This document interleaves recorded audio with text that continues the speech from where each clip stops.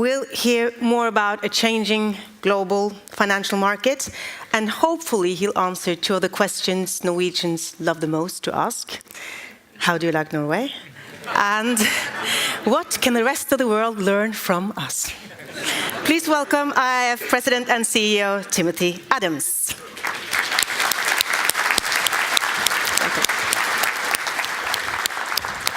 Thank you very much for having me here this morning. I was packing on Saturday evening, and my 12-year-old daughter came into my bedroom as I was putting my shoes and my running gear in my suitcase, and she said, "Where are you going?"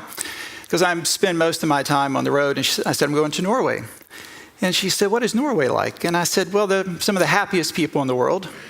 They're healthy, they're prosperous, they're peaceful. They're so peaceful they give out a prize for peace. They're developed, they're modern, they're hospitable, they're educated, they're democratic, they're communal, they're egalitarian. They're stalwart believers in human rights and civil rights and gender equality. They certainly dominate the Winter Olympics." And they are iconoclastically independent. In fact, I got out the Ibsen quote, "The strongest man or woman in the world is he or she who stands most alone." And I had this ideal of the lone individual standing against the tyranny, the courageous standing against the tyranny of groupthink. And she said, "That's wonderful. Do they have amusement parks?"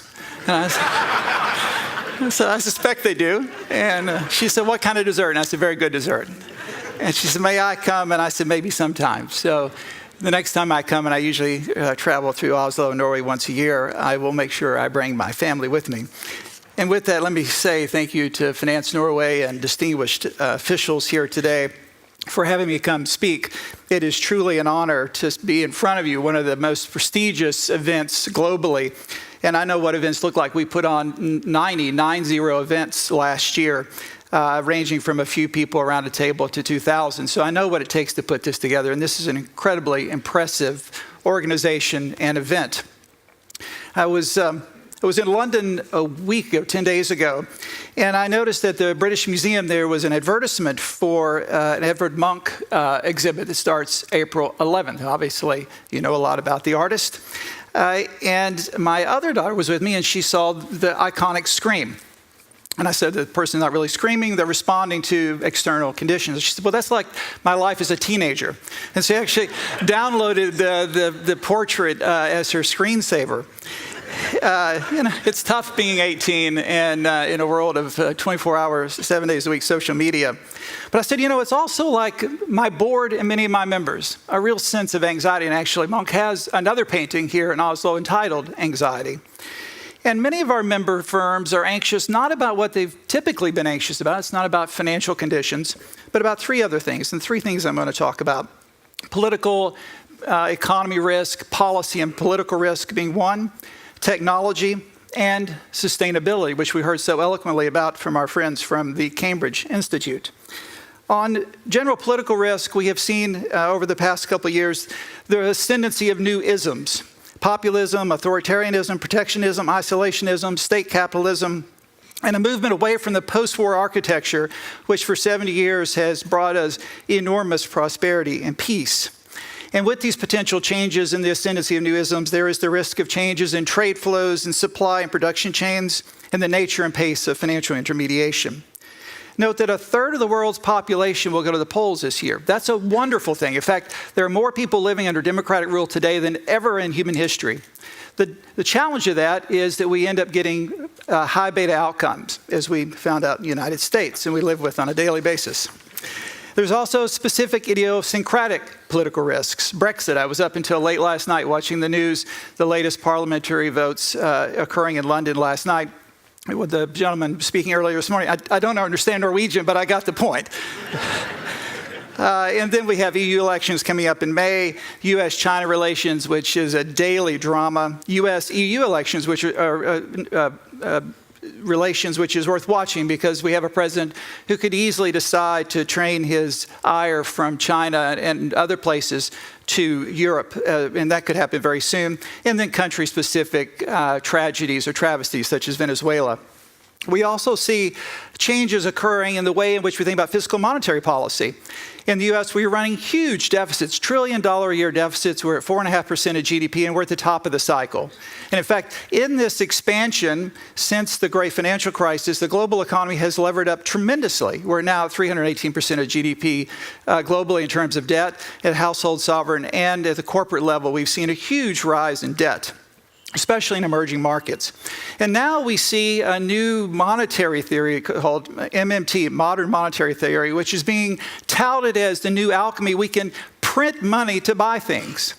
Ladies and gentlemen, we've seen what this has happened over the last 300 years, whether it was in 17th century France, or whether it was the Weimar Republic, or whether it was the continental United States before we became a nation. When you print money to buy things, ultimately you end up with inflation. You end up with currency that's worth very little. In fact, we'll see it in wheelbarrows. The idea that you can create money out of nothing and buy things with it is sheer alchemy. But that has taken hold in Washington and other places around the world that will simply print our way into new prosperity.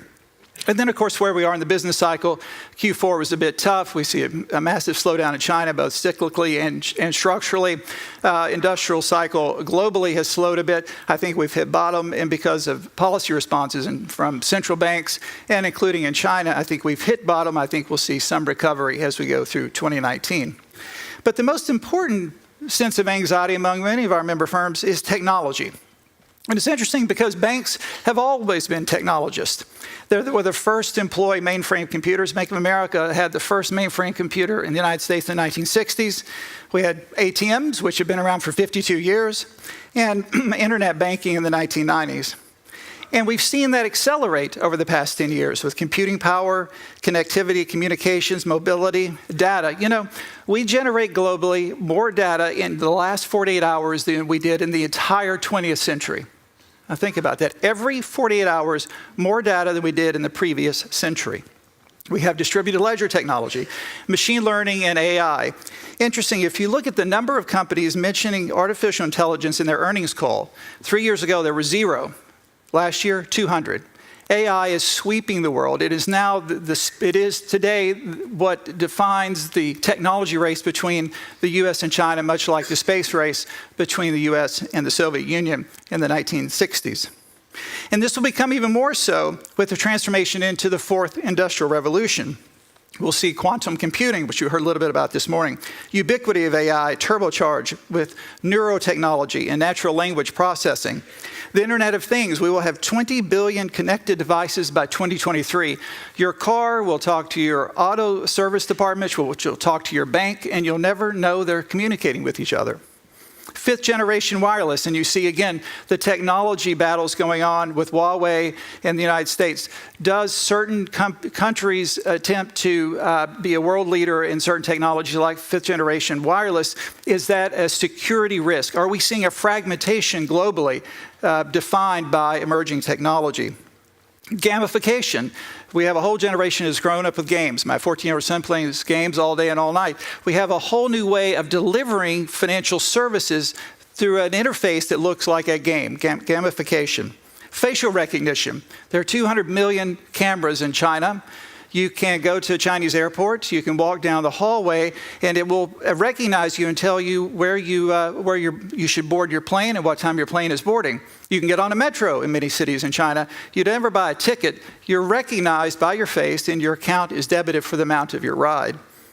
Facial recognition is coming ubiquitous. Nanotechnology, private crypto assets, and closed blockchain systems, biometrics, and digital identity, and lastly, augmented reality. I saw the Prime Minister this morning with a photograph of her wearing the augmented reality screens. That is becoming much more pronounced as a technology that our industry is exploring. All of this to broaden customer services, achieve optimal efficiency, protect our system, and better manage risks. But there are new challenges with new technologies. We have new entrants, so-called fintech. I spend a lot of time in Silicon Valley meeting with startup companies. And I used to go in a suit. And I realized when I walked in the door, they'd all run out the back door because they thought I was from the Drug Enforcement Agency. I said, no, I'm not here for that. From the tax man. So I just wear a T-shirt when I go. And we play some ping pong and ride around on scooters. But you see some ingenious 25-year-olds out on the West Coast. In fact, whenever I get really depressed about Washington, I go spend a day in Palo Alto at Stanford University, and there are others. It's not the only one. And you get a really great sense of what is possible. This young generation that's grown up on technology has great ambitions. And what we saw 3 or 4 years ago, a number of these companies said, we're going to put you out of business. We're going to put JP Morgan out of business and Citigroup out of business. What they've discovered is that's really hard because we're in a highly regulated sector. So what they've decided is they're going to become vendors.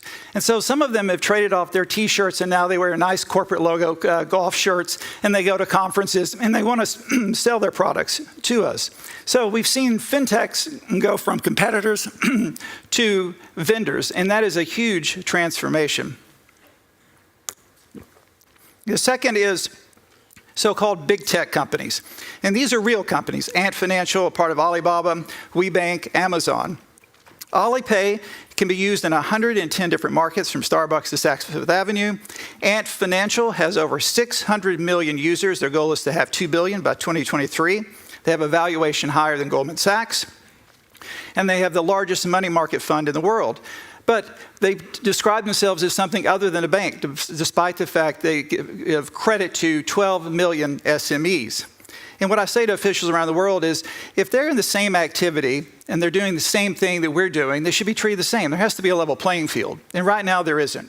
We see the ubiquity of large internet platform companies. They have capital, they have customers, and they have scale, and they can compete with us in a way in which we can't compete back with them because we are in a highly regulated sector.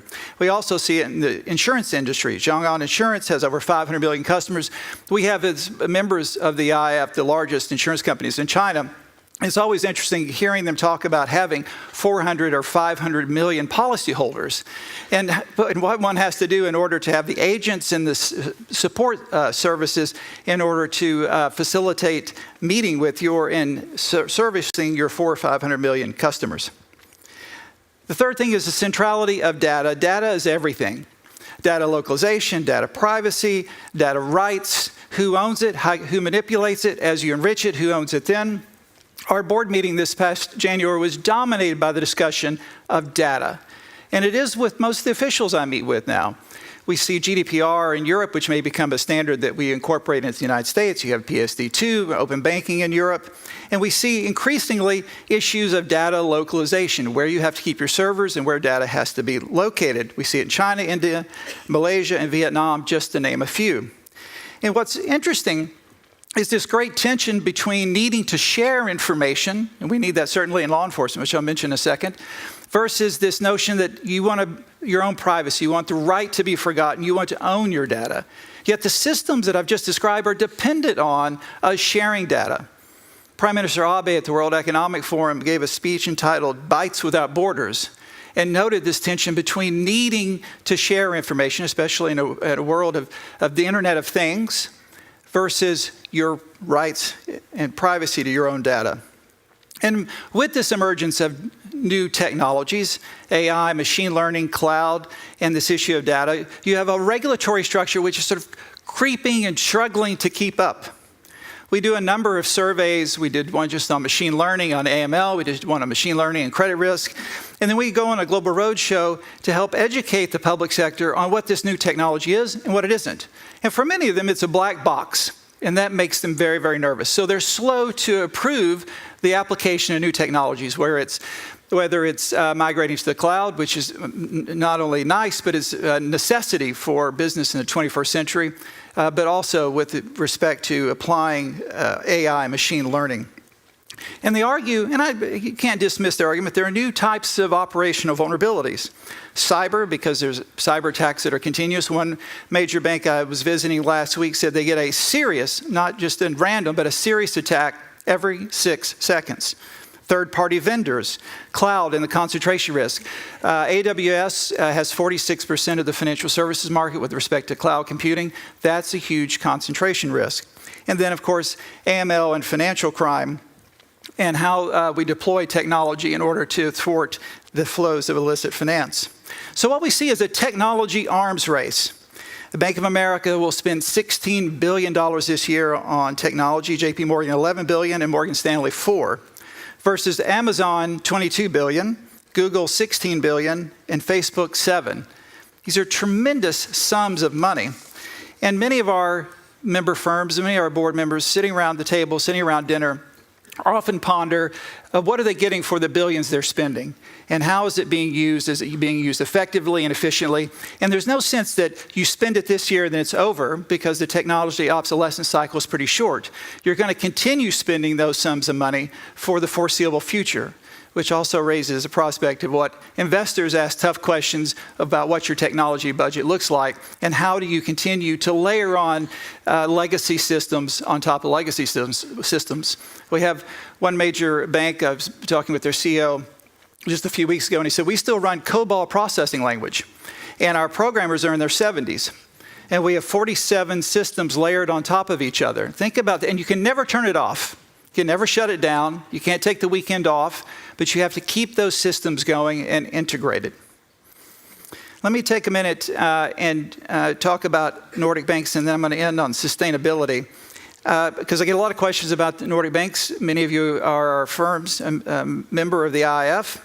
And let me say the Nordic banks are outperforming most of their peers in Europe and many of their peers around the world. So congratulations, you're doing a remarkable job. That doesn't mean we're perfect. We've seen some headlines recently which shows that, in fact, there are areas that we need to address, namely AML. We spend a tremendous amount of time on money laundering. I was just in The Hague with an all-day session with Europol and Interpol. We have a very close relationship with Europol. And what we see on money laundering is that it's about $1.5 trillion a year flows illicitly around the world. And then there's another $1.5 trillion that is a product of fraud. So $3 trillion a year constantly flowing through the system. The interdiction rate is 1%. Banks fill out suspicious activity reports called SARs. In the United States, we fill out 2 million of them. In the UK, they fill out 500,000. And only 10% are actually used for any law enforcement purposes. Our whole model has to change in the way we think about capital flow, or about illicit financial flows. And we think that with the use of new technology and intelligence sharing and data sharing across jurisdictions, that we can actually deal with illicit flows. But just set that aside. Nordic banks are incredibly strong, well capitalized, very profitable, and highly cost efficient. And why not? You have one of the most digitally advanced societies in Europe. Over 85% of the population in the Nordic countries use the internet daily, or almost daily, compared with just 70% across the EU. And Nordic countries rank above the EU average in terms of digital skills, infrastructure, and technology coverage. And then, of course, you've got pretty solid growth here between 2 and 2.5%. The Nordic countries are looking pretty good. Even Norway will see a pickup in growth, and obviously higher oil prices help. Although I saw the president tweeting out this morning that high oil prices are bad, so he would probably be better off if he lost his Twitter feed. Yeah, I can't explain it. And most Nordic banks versus their EU counterparts, fewer troubled loans, NPLs are well below the EU aggregate. They're much more profitable than the EU aggregate, and they're much better capitalized. So by and large, Nordic banks are incredibly healthy. They're well capitalized. You have great balance sheets. You have wonderful leadership, and you are an envy of Europe, and in many instances, an envy of the world. Let me close and come back to the conversation that got kicked off this morning, which is so important to this country and to the Nordic regions, which is sustainability. And Norway has certainly been a leader with respect to renewables. Hydro has been your principal source of power for the past 200 years, and you still draw almost 97% of your electricity from hydro. But what I didn't realize is that you're one of the leading markets for electric vehicles. In 2018, electric vehicle sales grew by 40% here. 1 out of every 3 vehicles sold in the market was zero emissions vehicles. That's incredibly remarkable, and it has to be a world leader. I don't have the statistics about where you rank globally, but that is truly remarkable. And what we see in our industry, which was alluded to this morning, is huge changes going on with respect to sustainability.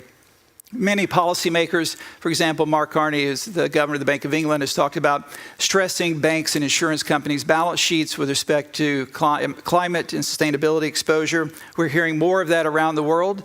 There's issues that consumers want green products. Institutional investors want green products, especially driven by a millennial generation that wants all things green. And we see a rise in the supply of green products. The global green bond market is now $500 billion and growing quite rapidly.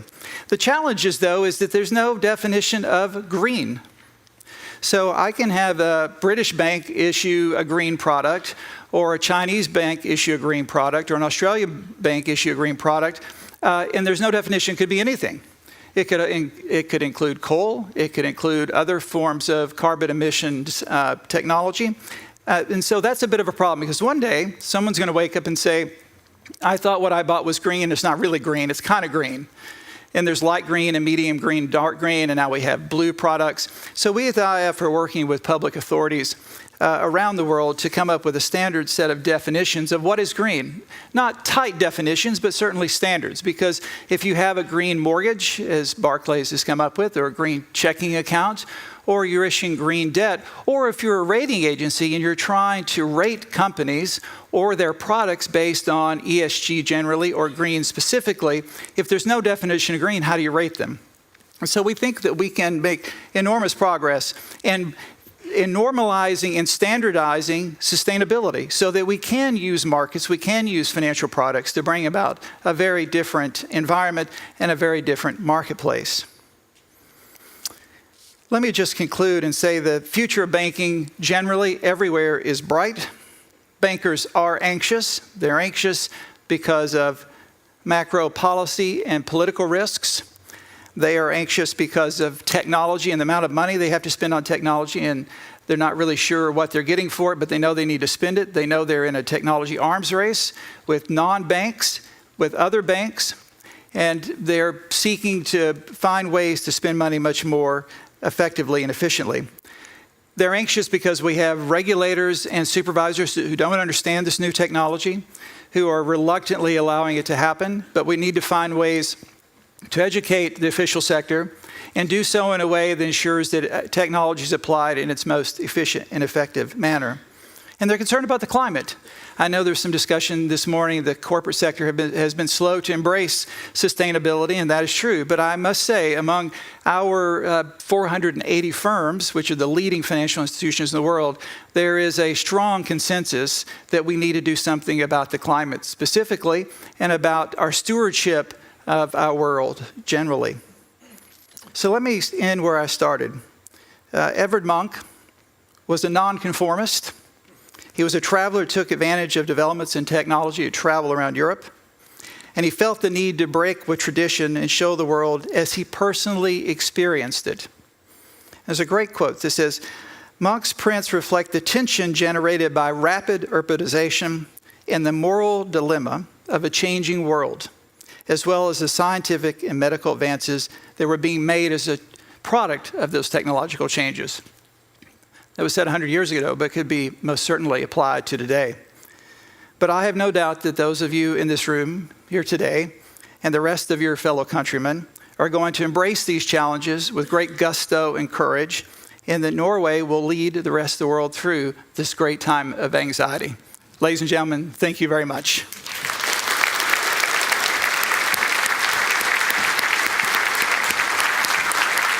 Thank you, Timothy. May I ask you one question before you leave the stage, please? Sure. Because next we'll address the need for new skills in finance. So what skills do you think will be key in the future of finance? Sure. I just was meeting with the CEO of IBM, and I said, what do you hire for IBM? And she said, we hire for curiosity. And I said, why curiosity? And she said, no matter what skills you have coming out of school, they're obsolete in 18 months. We want our incoming workers, we want our workforce to be curious, to have a desire, a passion for learning. And that's what I say. When I interview people at the IF, I ask them, are you curious? Because whatever you've learned won't be worth much to me in 24 months. But if you're willing to learn and you embrace the new and you're willing to go through a disruptive phase, that's what I'm looking for. curiosity. Thank you. Timothy Adams, thank you. Thank you.